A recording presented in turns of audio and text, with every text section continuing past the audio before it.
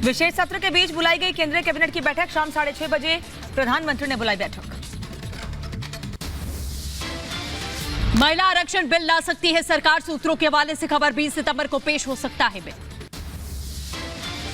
संसद भवन की पुरानी बिल्डिंग में आज आखिरी दिन पीएम मोदी ने किया संबोधित। पीएम मोदी ने इस दौरान सदन के 75 सालों को याद किया। कहा, पुराना भवन हमेशा प्रेरणा देगा।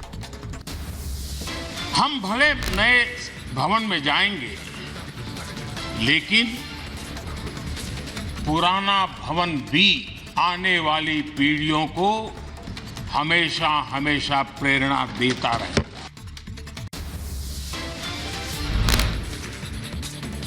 पीएम मोदी ने इस दौरान इसरो के वैज्ञानिकों को बधाई दी। कहा, मिशन चंद्रयान की सफलता अहम है। पीएम मोदी ने इस दौरान G20 के सफल आयोजन का भी जिक्र किया। कहा, यह भारत की सफलता है, किसी दल की सफलता नहीं है। पीएम मोदी ने इस दौरान पुरानी यादों को ताजा किया। कहा, कभी सोचा नहीं था कि गरीब का बेटा प्रधानमंत्री बनेगा, इतने सम्मान की कभी कल्पना नहीं की थी। पीएम मोदी ने महिला सांसदों की तारीफ की। कहा, महिला सांसदों ने सदन की गरिमा को बढ़ाया। सदन के अंदर विविधता का समागम है।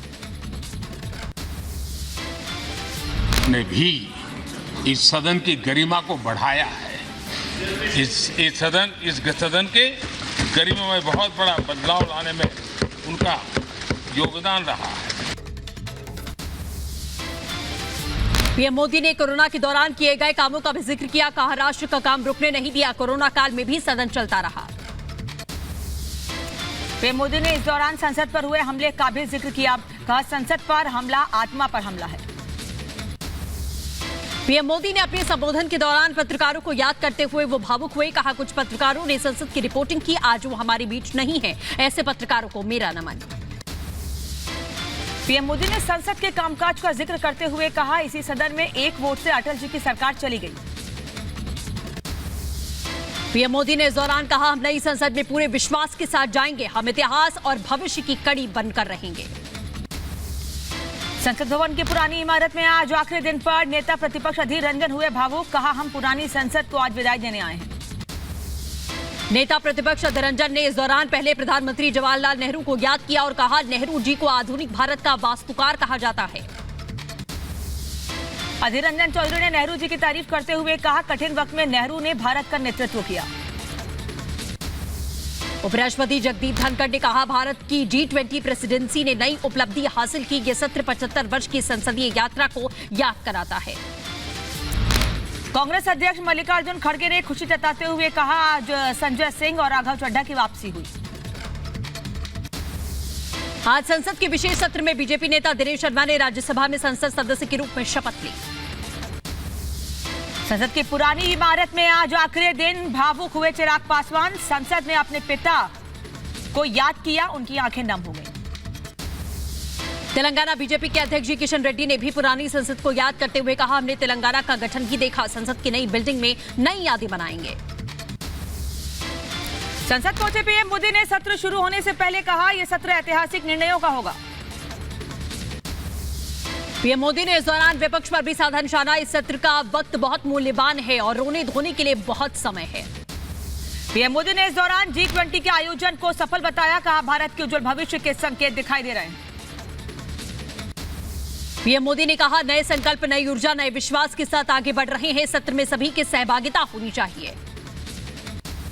झारखंड के मुख्यमंत्री हेमंत सोरेन को सुप्रीम कोर्ट से राहत नहीं। सुप्रीम कोर्ट ने रांची हाईकोर्ट जाने को कहा। ईडी के समन के खिलाफ दी थी याचिका। मनी लॉन्ड्रिंग केस में ईडी ने हेमंत सोरेन को कल भेजा था चौथा समन। झारखंड के सीएम हेमंत पर बीजेपी का हमला। कहा, सोरेन सरकार में हुआ 550 करोड़ का मनरेगा घोटाला। काम किया उन्होंने, allotment of coal quota to the industries, उसमें बड़ा स्कैम किया। ये सब स्कैम जो है, देखिए मनरेगा स्कैम जो है उसमें 550 करोड़ का स्कैम है, छोटा मोटा नहीं, 550 करोड़। विपक्षी गठबंधन पर बीजेपी ने साधा निशाना। कहा, घमंडिया गठबंधन के ने राज्यों को लूटा है। 2014 के बाद आई सरकार का मूल मंत्र नो करप्शन।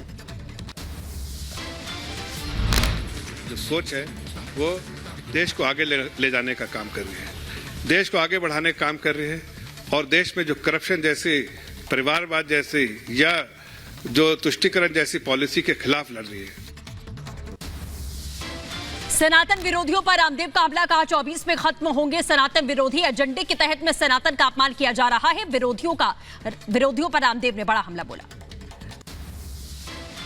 बीजेपी ने कांग्रेस पर भारत माता का अपमान करने का आरोप लगाया। बीजेपी नेता शहजाद पूनावाला बोले, कांग्रेस का सोनिया को भारत माता के समक्ष बताना शर्मनाक। बिहार के खगड़िया में मंत्री लेसी सिंह का बड़ा बयान, कहा विपक्षी गठबंधन नीतीश कुमार को बनाए सीएम पद का उम्मीदवार। नीतीश कुमार में प्रधानमंत्री बनने के सभी गुण हैं। रविन्द्रनाथ टैगोर का निवास स्थान शांति निकेतन यूनेस्को की विश्व धरोहर सूची में शामिल। स्पेन दौरे के दौरान पश्चिम बंगाल की सीएम ममता बनर्जी ने दी जानकारी। जम्मू कश्मीर के राजौरी में सरकारी स्कूलों में डिजिटलाइजेशन को बढ़ावा। सीमावर्ती क्षेत्र के सरकारी स्कूलों में मुहैया करवाई गई नवीनतम आधुनिक सुविधाएं। आंध्र प्रदेश के तिरुमाला में श्री वेंकटेश्वर स्वामी ब्रह्मोत्सव की शुरुआत। 26 सितंबर तक चलेगा भगवान ब्रह्मोत्सव का भव्य समारोह। कांग्रेस की जन आक्रोश यात्रा के पोस्टर को लेकर सियासत। पोस्टर में दिग्विजय की फोटो नहीं होने पर बीजेपी ने कसा तंज, बोले कांग्रेस की गुटबाजी सामने आ चुकी है। उत्तर प्रदेश के विधानसभा अध्यक्ष सतीश महाना ने समाजवादी पार्टी के विधायक सुधाकर सिंह को दिलाई शपथ। घोसी उपचुनाव में जीतकर विधायक बने हैं सुधाकर सिंह। सीएम योगी ने गोरखपुर के मूक बधिर स्कूल में बच्चों से मुलाकात की। बच्चों द्वारा लगाई गई प्रदर्शनी की सीएम योगी ने सराहना की। नो हिंसा मामले में कांग्रेस विधायक मामन खान से पूछताछ में बड़ा खुलासा। डाटा डिलीट कर फोन को फॉर्मेट किया। सूत्रों के हवाले से खबर, जांच में सहयोग नहीं कर रहा मामन खान। दबंगाइयों को पहचानने से इनकार करके पुलिस को गुमराह कर रहा है। शहीद हुमायूं भट्ट के परिजनों से मिले उपराज्यपाल मनोज सिन्हा। शहीद के परिवार को मनोज सिन्हा ने सांत्वना दी। आतंकियों के साथ मुठभेड़ में शहीद हो गए थे डीएसपी हुमायूं भट्ट। जम्मू कश्मीर उपराज्यपाल मनोज सिन्हा का बड़ा बयान, बोले सेना और पुलिस कर्मचारियों के बलिदान का बदला लेकर रहेंगे, दुश्मनों को दिया जाएगा करारा जवाब। जम्मू कश्मीर के किश्तवाड़ में सेना कर रही है गश्त। आतंकियों की घुसपैठ रोकने के लिए पुलिस के साथ कर रहा है गश्त।